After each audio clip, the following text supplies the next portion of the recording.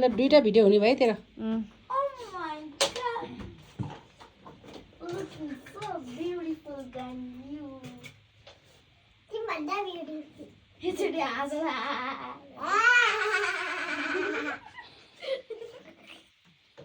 साँच्चै भुत्नी जस्तै देख्छ खतरा आई मेकअप छ त सुशीला हजुर आई मेकअप त खतरा छ त भेरी भेरी भेरी सुशीलाको गर्न आउनुहुन्न खतरा भएर कि अन्त अब आउँछु म अब त्यो बहिनीले कर गरे ल भनेर नि उसको नि हात बसोस् भनेर बिचरा भनेर त्यो देखाउनु त कस्तो हो तपाईँले चित्त नबुझाउ मेकअप हेरौँ त फोटो कस्तो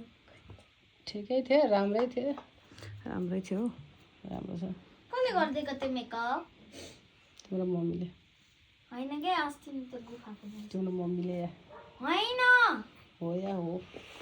घरकै पार्टी बाह्र बेलामा चाहिँ नआउनु अरू बेलामा त आए गरिदिन्छु के रे घरकै बेलामा त सक्दैन अरू बेलामा चाहिँ सक्छ नि अनि मलाई अरू बेला चाहिएको थिएन घरकै बेलामा चाहिने हो बाहिरको बेला किन त त्यही भएर आफूले नै लाइट मेकअप गरेर अब त्यही त अब घरको भोजको बेलामा मेकअप गर्न आउँ भने सुशीला र ऊ त्यो नन्दिता बहिनी नन्दिता नन्द ननिता ननिता रे ननिता होइन ननिता ल ननिता बहिनीलाई रिजर्भ गरेर राख्छन् अनि के मेकअप गर्न आउनु अस्ति पनि उसको आउने आएकै यहाँ 4 बजीसम्म थियो कति 4 बजीसम्म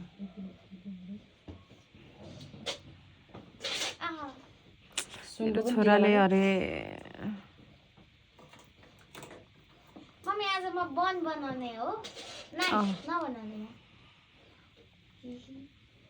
म पनि हजुर के गर्लाको अरे त्यहाँदेखि सबै त्यो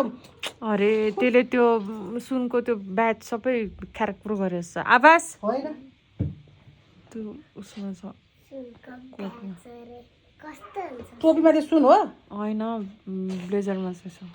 उतै राधे राधे अब त्यसो घोट्नु हुँदैन खै स्टाफ मागिरहेछ मैलो हुन्छ 15,000 देखि 30,000 सम्म रे स्यालेरी राधे राधेमा के त्यो काम निको सेरा ब्युटी पार्लरको जानु पर्यो बुढो भनेको मान्दैन जे गरे पनि हुँदैन मेरो बुढाले के चाहिँ गर्नु होला कस्तो चाहिँ बुढा पाएछ मैले झन् राम्रो त घरमै बस भन्यो होला नि त तिमीलाई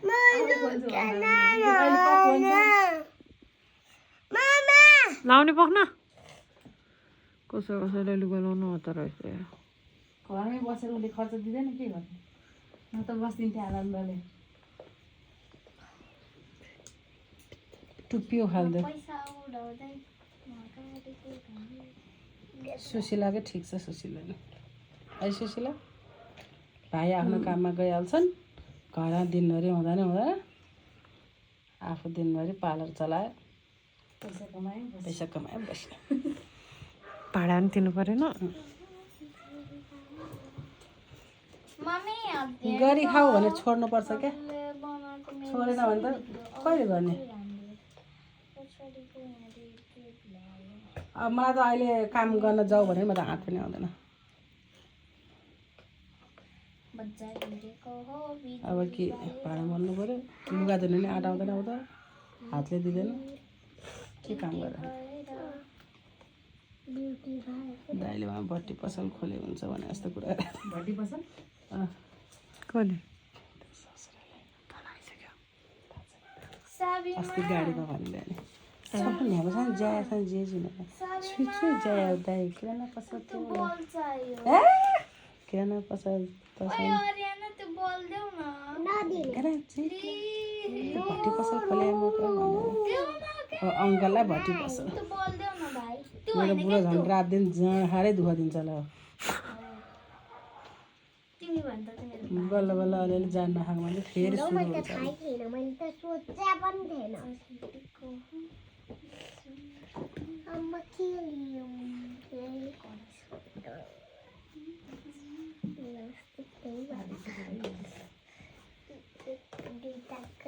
धागो चाहियो होइन छोटो भएछ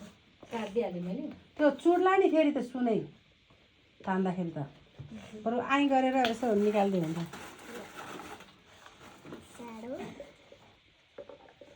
भयो तिम्रो खोइ बुढा कहिले आइसिन्छ हामी जाने पठाउमा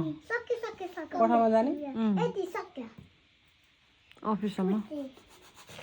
पठाउमा किन अङ्कललाई बोलाउन बजार पठाउलाई दिनु पैसा अङ्कललाई दिए भइहाल्यो नि हस्। कतिसम्म पठाउलाई तिर्न सक्छ अङ्कललाई तिर्यो अङ्कल बिचरा त्यहाँ झिङ्गा धोएर बसिरहेको छ हस्। भने बाको मलाई फेरि अफिस थाहा छैन नि त उसको कहाँ अफिस सङ्गम चोक कसको अफिस सुभाषको मलाई थाहा छ नि त वहीँ जाने हामी सुभाषको अफिसमा जाने किन अनि त्यहाँबाट जाने अनि त्यहाँबाट कहाँ जाने नि ड्रिम त्यहाँबाट फोटो खिच्न जाने दरस्कार भने होइन होइन ड्रिम के अरे ड्रिम प्यालेस हो दरा स्क्वायरमा के अरे पापाले खिच्न दिएन खातेहरूमा चाहिँ खिच्छ तिनीहरूको मुख के भए त्यसो बोल्नु हुँदैन